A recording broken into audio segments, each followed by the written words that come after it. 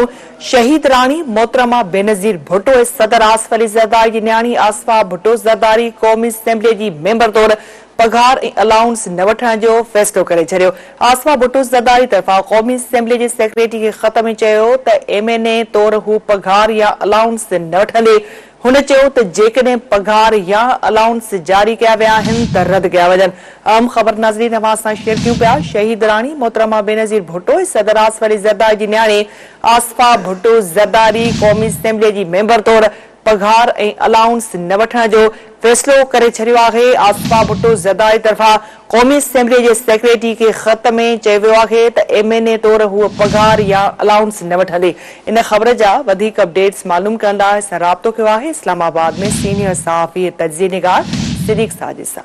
जी सिद्दीक़ साहब, इस हवाले से मजीद क्या अपडेट्स हैं आपके पास?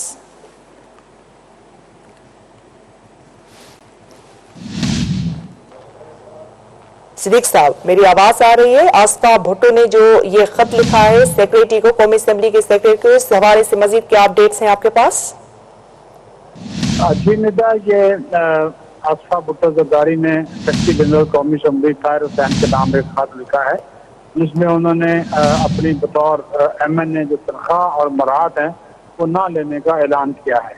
तो ये उसकी तरफ से एक अच्छा जो जस्चर है वो जाहिर किया गया है और उसमें उन्होंने यही कहा है कि इस वक्त जो मुल्क के हालात हैं और वो बतौर MNA उसके सामने रखते हुए अपनी जो बरात और जो तनख्वाह है वो वसूल नहीं करेंगी और इसको उन्होंने जो है वो कौमी असेंबली सेक्रेटरी को बाकायदा खत लिखकर जो है वो आगाह कर दिया है। जी बहुत शुक्रिया सिद्दीक़ साहब अपडेट करने के लिए।